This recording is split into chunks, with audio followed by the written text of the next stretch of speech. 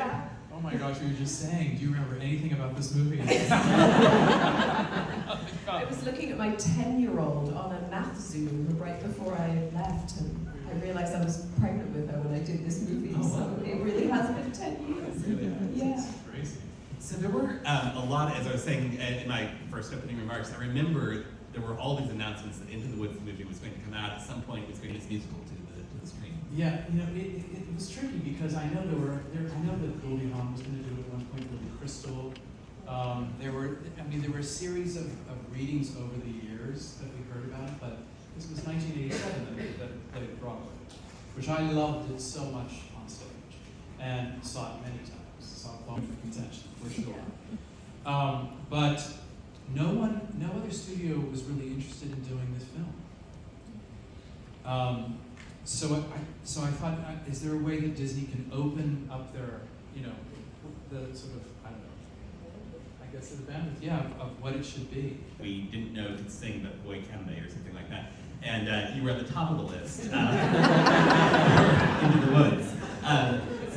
Actually, I want to talk about that, but let's prove that in fact that is absolutely true. Can we see the clip of the song that actually apparently was never going to be cut? Into the Woods. It's the final clip. Oh, we're doing clips?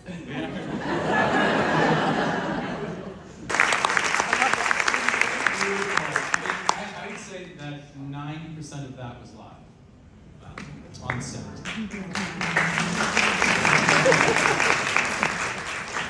So I just wanted to start with that question. So did you have a stage background, musical theater background before you came to film?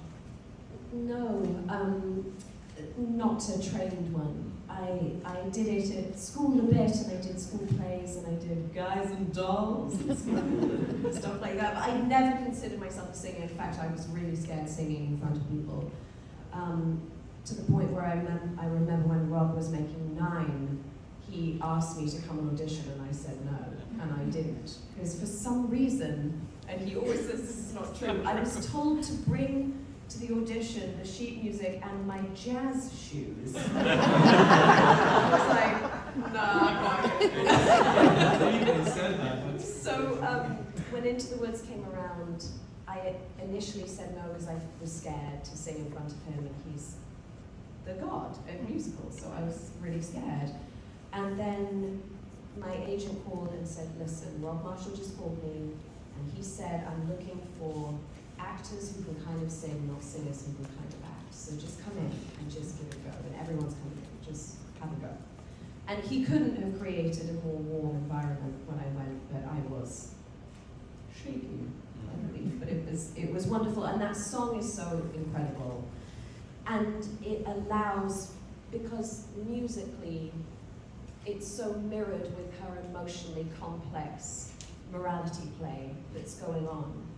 So it just feels like these two sides of her are at war with herself. So it's such an acting performance, more than a musical performance. And as she fluctuates between this beautiful poetic interlude with the prince and her normal life, and even musically, it's really lyrical in parts where she's like getting pulled into this wonderfulness, and then when she comes back to this, back to that, like it's just so much to play with. And that song specifically, I think, allowed me to shake off concerns, because actually the last thing Rob wanted was for it to be pretty. It needed to be a very emotionally, morally torn moment for her.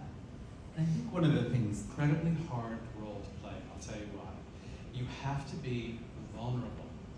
Vulnerability is so underused today because so many characters, female characters, are so strong and so powerful that the vulnerability, and you see it in that performance, that's why you relate to her. The movie is seen through, to me, her eyes.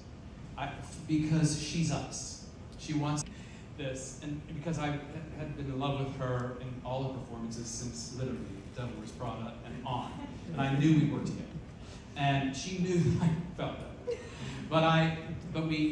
So she came in to sing, and she starts to sing, and I couldn't believe.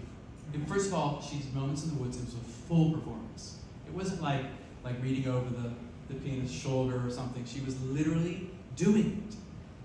And, you know, you think it's easy to sing and act, but what's funny is there were a lot of actors who came in who did not act when they sang. They were just wanted to sing well, a lot, for this role. But Emily came in, and I couldn't believe it. I started to cry. And she saw me. I was so mortified, but because I couldn't help myself. It was the best feeling. She was like, "Was I that bad?" No, it was so moving. But it was. I was like, "Oh my gosh, this is now we have a film. Now we have a film." And of course, that moment in the musical has the end is right, it justifies the means moment that I feel like is, and the fact that that's cut, I think is representative of some of the things that I think that both of you do really well with the film, and that those kind of musical theater moments that you were kind of talking about, where you sort of. I remember because I think Meryl starts it, right? Well, Anna starts it. But when we first sang through it, oh yes, you're right. Well, she comes into the big entrance. Yes. For her whole monologue. But we clattered through the first rehearsal of that because song, it's so, and it ended, and Rob went, "Well, that happened." Such a disaster. Well, because it's so so complicated. rich. It's so thick, complicated. and it It's really so is. rich. And you know, we weren't used to being around each other. No. But then we realized you're sort of you're singing over other people. You're singing with people. It all is so. Sometimes it seems atonally over other people, but it's not. It's perfect. But It is. Yes. you Yes. second guess your instinct on where to come in sometimes because it's so surprising. Exactly. One of the things that I am always impressed with your work, that I've always impressed with me about your work, is the way that you take this very. It's horrible. And so with I mean, I hate it, and I don't understand why. I mean, that all my focus goes into that. How do you do that makes it work? And for me, internal monologues work because you're singing to yourself. That always works. From the sound of music on a hill to singing to yourself feels completely natural to me because she's singing to herself in the hills. Do you know what I mean? So. I mean, if a chorus came up, if the nuns came up over the hill, I don't know if that would have worked so well, but private moments to me, in musicals, I get and I feel. And right at the beginning, I wish more than anything, they're singing their internal thoughts. You know, more than life, they're singing. And so, when we get to moments in the woods, first of all, we've known the baker's wife for so long, and we're with her. So, her thoughts spilling out into song is that wonderful thing we always talk about in musicals that your sister said so beautifully. When you can't speak anymore, you sing. You know, and it's I mean, Emily can do many different things. So there are a lot of interesting choices, but we haven't zeroed in on one yet. But, you know, we're looking. We're looking. We're definitely looking. Right, I think we have a little bit of time for some questions from the audience. She'll come.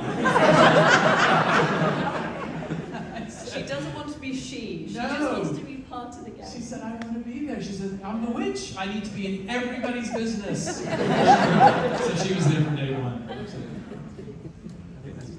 When you know he's in the other room, and it's and James and I sang It Takes Two, and apparently he really liked it in the other room and was doing that to it. And then when I first sang Moments in the Woods, he came in, like after a couple of takes, and I was terrified.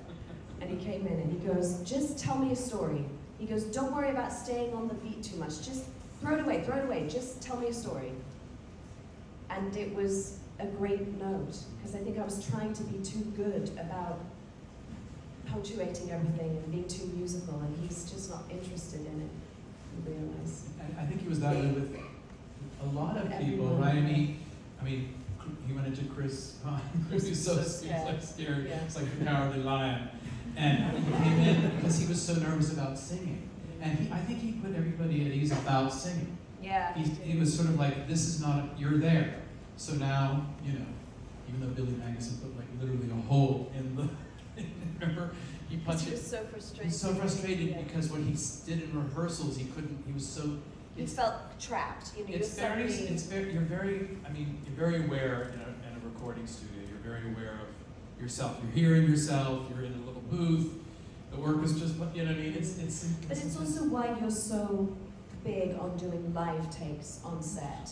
Because what most of the movie musicals, you can tell that it's pre-recorded, it sounds perfected.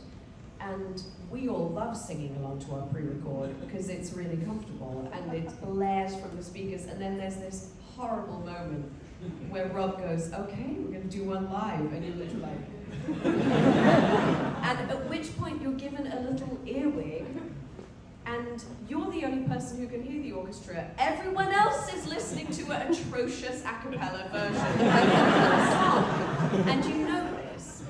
And so that's the terrifying moment. But it's why that beautiful blend of reality and something that sounds great on the high notes as well. Well, it should all sound live. It should Yes. all look live. It should all sound live. You shouldn't believe for half a second it's not coming out of them at that moment. That's why even when you do sing with the track, you sing. You actually, people think, do you mouth it? What do? Do you mouth it? No. You actually sing with yourself. Because you can tell when someone's breathing and it's really happening and being produced. The beauty I realize of what you do that I don't think a lot of directors do with musicals is Rob rehearses with everyone for weeks before you pre-record, so even when you pre-record, you know what you're going to be doing on that line at that moment. Okay, I'm against the tree at that moment, that's when I slide down, and that's when I'm fighting, and that's when I'm... So you pre-record knowing how you're going to play it on the day, and it's so wonderful.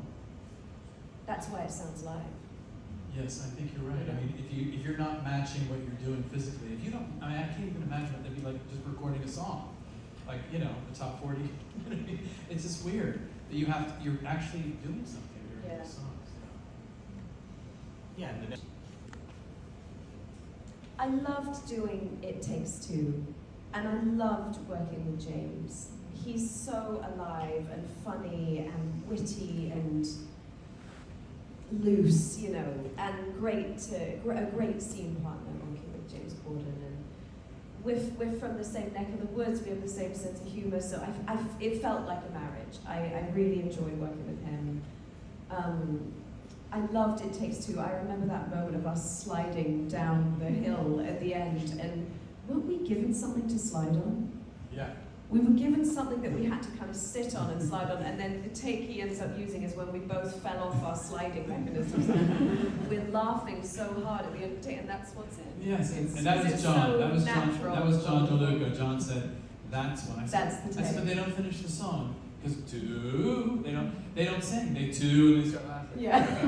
and John said, "Well, isn't that what you want? Yeah. Isn't that what you want?" So it's a mistake. You know, it's a mistake. You look for those golden moments. Yeah. You know? The other thing that was so absurd about me playing this poor barren woman is that I was pregnant throughout. I was so pregnant by the end. I was hiding behind every tree in the woods, like I was just like, oh. So I do remember actually one of the last things I did was Moments in the Woods, and Any Moment with Chris, and we rehearsed it where he sort of does the lunge and swoops me down, and I said to him at the end, I said, you better have done some squats because you've got to add 20 pounds to whatever you do. But then it was so magical, like all of it was amazing. Rob was the second person I told I was pregnant after my husband. So, yeah. He was slightly like, oh God, how pregnant will you be? But it was great. We hid it. It was all part of the joy, weirdly. It was amazing. It was fun. It was perfect. let's thank Rob Marshall.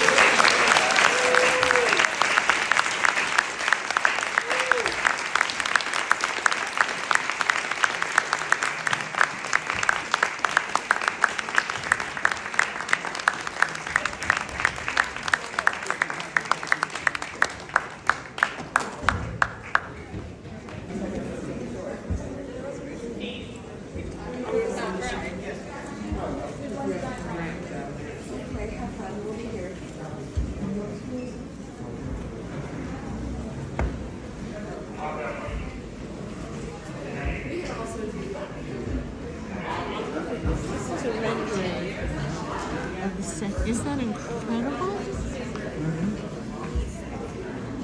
I'm sorry.